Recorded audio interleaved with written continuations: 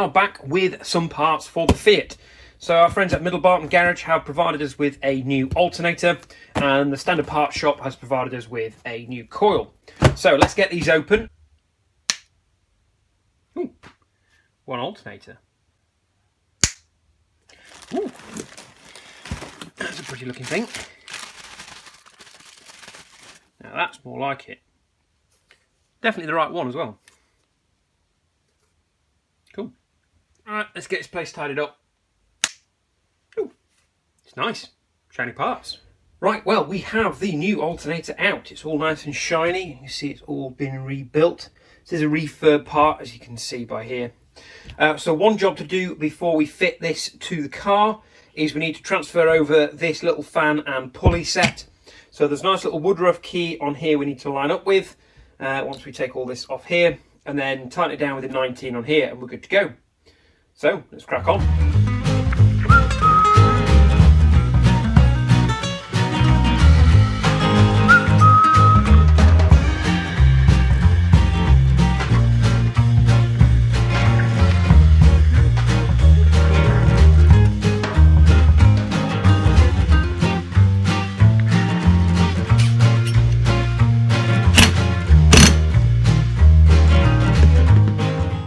So that is the pulley on. I just thought before I put it on the car I'd do one little test to show you the difference between the old and the new. So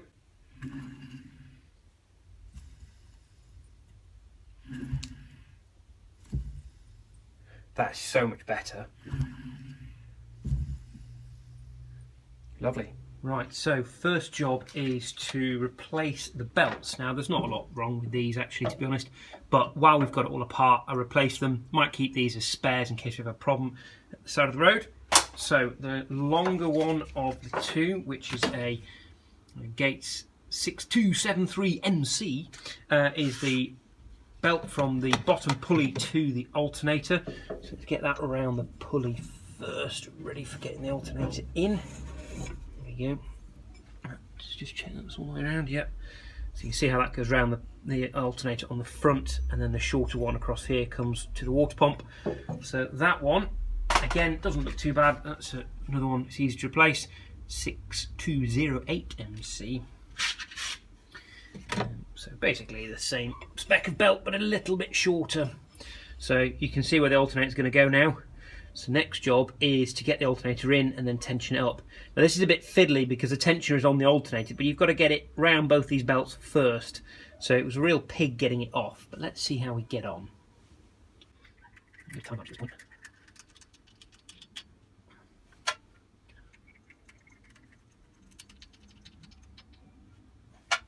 Just literally no idea how easy or how difficult this is going to be.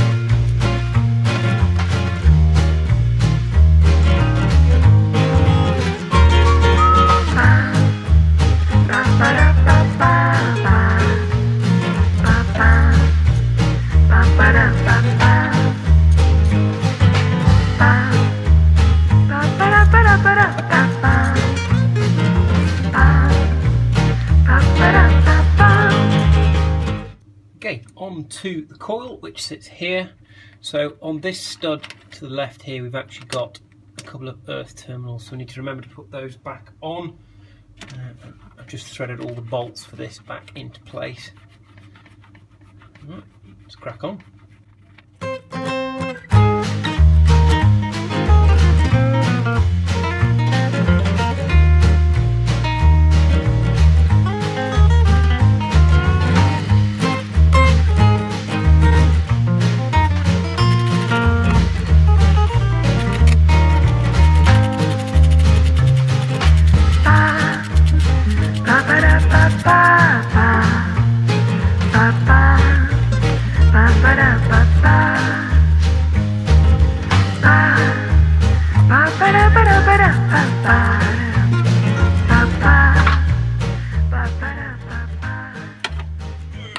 get those earth terminals back on.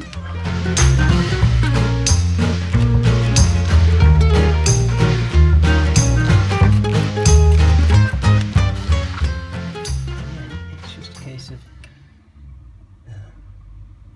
so attaching the wiring to this is fine on the negative side, but the positive side is a little bit short.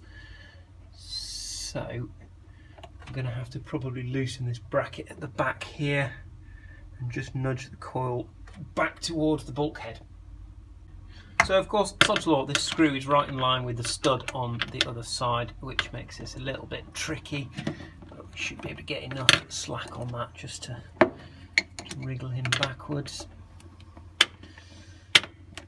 Come on.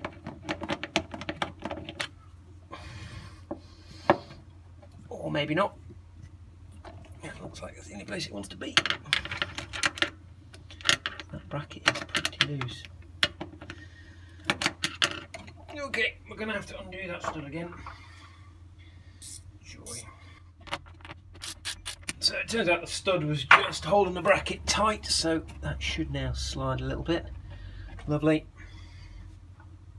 If we just nip that down.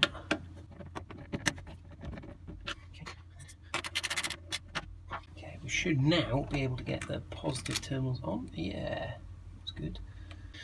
The earth terminals, which are just shot down here, they look okay, so we'll get those clamped on. So there's a little spring washer and then a little 8mm bolt. So getting the heat shrink over this terminal was not quite so easy. It would have required a piece of heat shrink that was a little bit too big to properly condense over that. So we'll just tidy it up with a little bit of electrical tape. Try and keep that fairly tight. Oh. Okay, that's a bit better. More confidence in that. At some point we need to come in and tidy all of this up, but really now the important thing is trying to get this car started, because it has got a job to go to.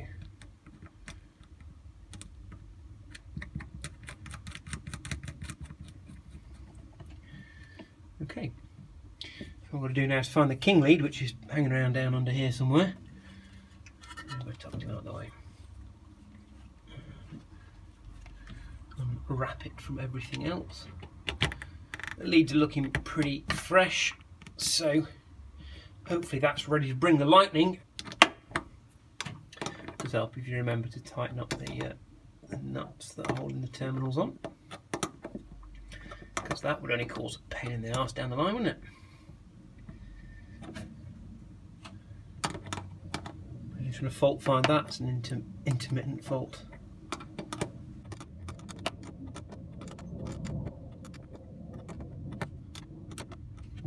Ooh.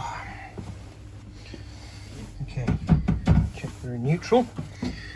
Let's see if we can get any life out of it now. 2, 1.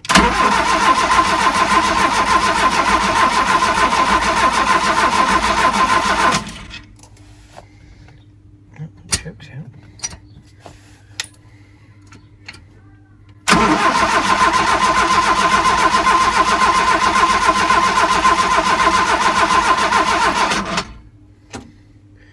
That's unusual.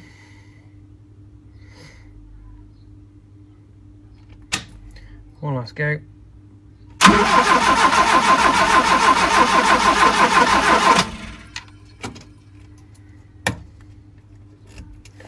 But just not very happy about that.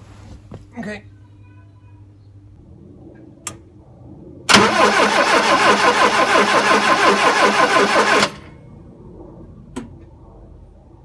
And so the fault finding continues. I still cannot get a spark out of this car. Now, I've had the voltmeter across the coil. I'm seeing a fairly substantial drop in voltage when I'm trying to start the car.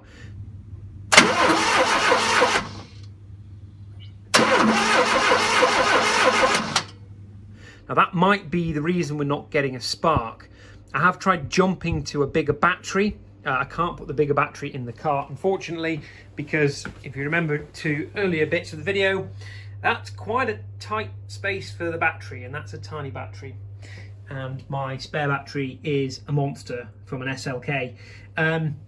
But that didn't seem to do the job either.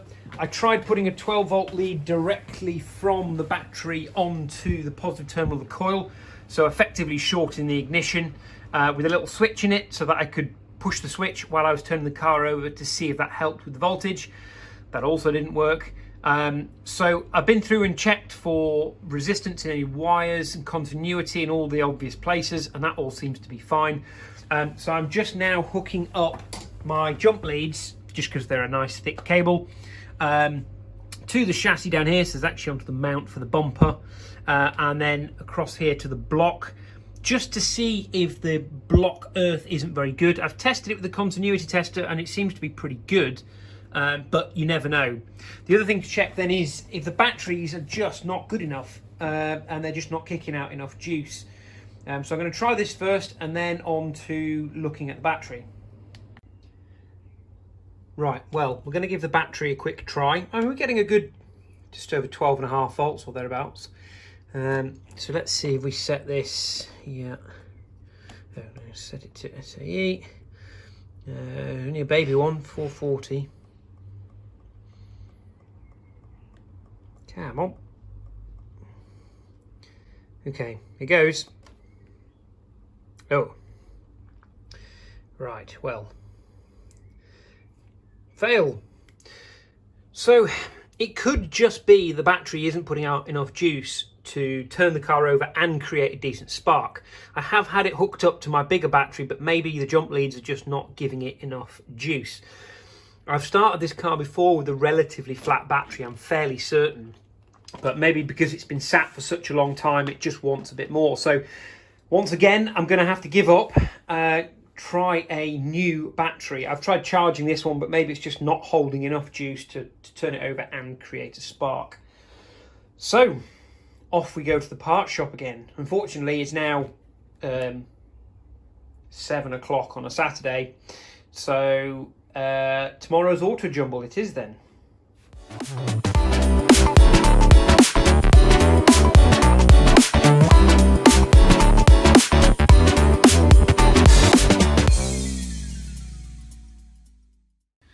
Right, here we go, trying with just the jump leads to see whether we can take the battery out of the loop. No.